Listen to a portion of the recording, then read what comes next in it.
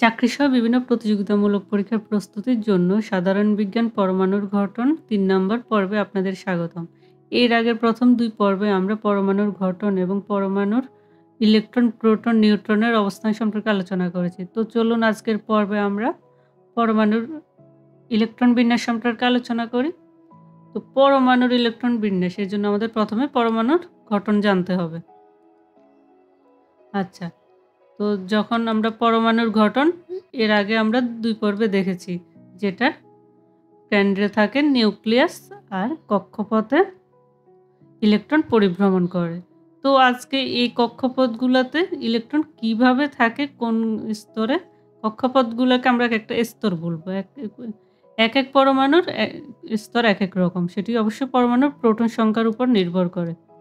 তো এই কক্ষপথগুলোতে ইলেকট্রন কিভাবে বিন্যস্ত থাকে, কোন স্তরে কয়টা থাকে, সেটাই আমরা দেখব। তো এটা যদি আমার পরমাণুর কেন্দ্র হয়, যেখানে থাকবে প্রোটন, নিউট্রন, আর এগুলো হচ্ছে কি আমার কক্ষপথ। এখন এই কক্ষপথগুলোতে কতটা ইলেকট্রন থাকবে এটা নির্ণয় করার একটা সূত্র আছে। প্রথম আমরা কক্ষপথগুলোকে যদি n দিয়ে ডিক্লেয়ার করব। n মানে হচ্ছে গিয়ে কক্ষপথ। আচ্ছা, n সমান যখন 1 হবে সেটি হচ্ছে প্রথম কক্ষপথ। n সমান 2 দ্বিতীয় কক্ষপথ।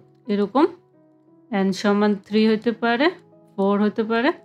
আচ্ছা, তাহলে কোনো একটা কক্ষপথে, তাহলে যে কোনো কক্ষপথে সর্বোচ্চ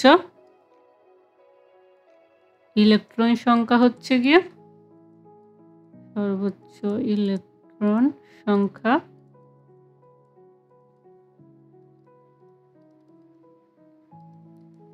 2n²।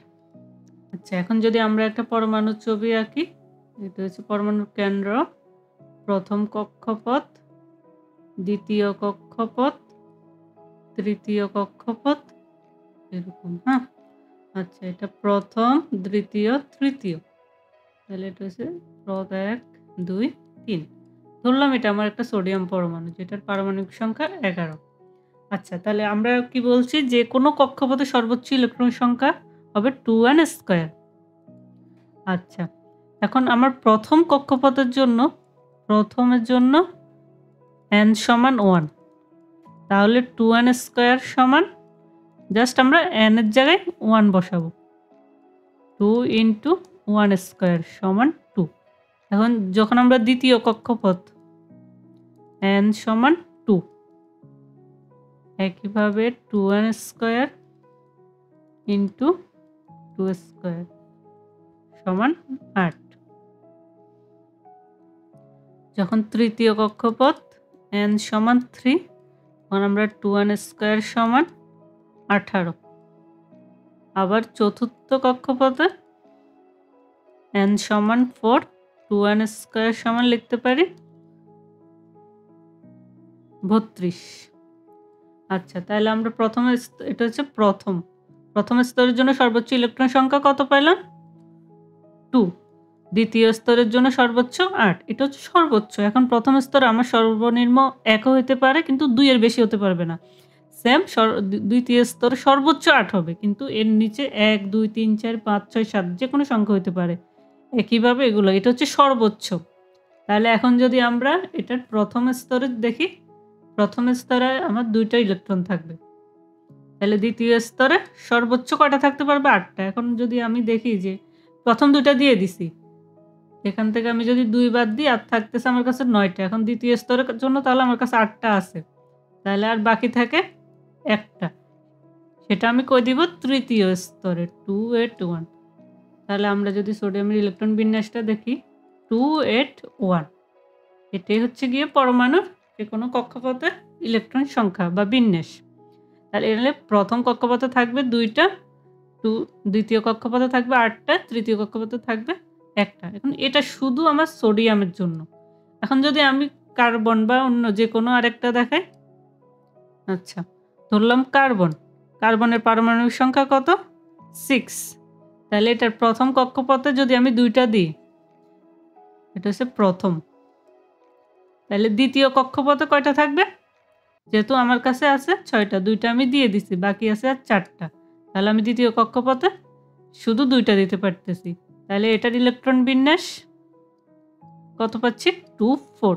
এরকম করে প্রতিটা পরমাণুর জন্য ইলেকট্রন বিন্যাস আলাদা আলাদা, মানে প্রতিটা মৌলের। আর এটা নির্ভর করে প্রোটন সংখ্যার উপর বা প্রোটনের উপর। আবার প্রোটন সংখ্যার আমরা কি বলতে পারি? পারমাণবিক সংখ্যা। তাহলে আমরা কি দেখলাম? এটা যদি আমার একটা পরমাণু হয়, কেন্দ্রে থাকবে প্রোটন, নিউট্রন, আর এটার যে কক্ষপথগুলো আছে সেগুলোতে আমার ইলেকট্রন পরিভ্রমণ করতেছে। এখন এই কক্ষপথগুলোর আমরা কি দিয়ে প্রকাশ করব? n বা কক্ষপথ বা শক্তি স্তর। আচ্ছা, তাহলে প্রথম স্তরের জন্য n সমান 1, দ্বিতীয় স্তরের জন্য n সমান 2, তৃতীয় স্তরের জন্য n সমান 3, চতুর্থ স্তরের জন্য n সমান 4। আচ্ছা, তাহলে যে কোনো এই যে প্রথম যে কোনো কক্ষপথে সর্বোচ্চ ইলেকট্রন, এটা মুখস্থ 2n স্কয়ার, এটা এমসিকিউতে আসে, আমরা এর জন্য এটা ভালো করে মনে রাখবো, n এর উপর স্কয়ার। কারণ যখন আমি n সমান 1 বসাবো সেটা হবে আমার প্রথম কক্ষপথের শক্তি স্তরের জন্য, যেটা আমার সর্বোচ্চ হবে 2 এর বেশি কখনোই হবে না। তারপর যেমন আমি যদি হাইড্রোজেনের ধরি, হাইড্রোজেনের পারমাণবিক সংখ্যা 1, তার মানে এটার প্রথম কক্ষপথে ইলেকট্রন থাকবে একটা, তার মানে এটা ইলেকট্রন বিন্যাস শুধু 1, কারণ তার কাছে একটার পরে আর কোনো ইলেকট্রনই নেই।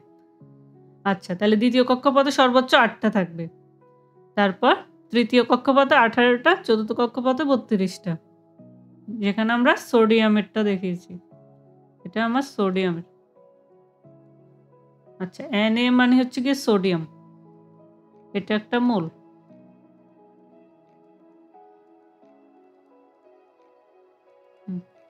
আচ্ছা, তাহলে হচ্ছে কি এরকম যদি আমরা কার্বনেরও দেখি, তাহলে কি পেয়েছি? প্রথম কক্ষপথে 2টা ইলেকট্রন, 2টা, এগুলো হচ্ছে সব ইলেকট্রন। আমরা এখন শুধু ইলেকট্রন নিয়ে আলোচনা করতেছি, যে শক্তি স্তরে যেহেতু শুধু ইলেকট্রন থাকে তাই শুধু ইলেকট্রন নিয়ে আমরা। আর আমার কাছে টোটাল 6টা ইলেকট্রনকে আমার সাজাতে হবে, যখন 2টা প্রথম কক্ষপথে দিয়ে দিছি, বাকি হাতে আছে 4টা। কারণ আমরা কি জানি, দ্বিতীয় কক্ষপথে সর্বোচ্চ আমি 8টা বসাইতে পারবো, 8টা বসাতে পারবো। হ্যাঁ, তাহলে আমার হাতে আছে 4টা, তাহলে 4টা পুরোটা আমি বসাই দিছি। আর এগুলাকে আলাদা লেখার সময় আমরা কমা দিয়ে লিখবো, নয় একসাথে লিখলে সেটা ভুল হবে। আচ্ছা, তো চলুন এই রিলেটেড আমরা কিছু এমসিকিউ আলোচনা করি।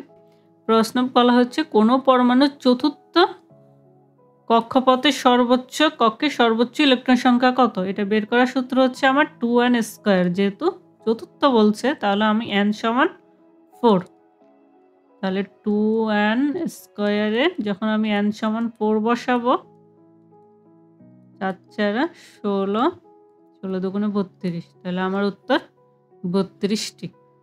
ধন্যবাদ।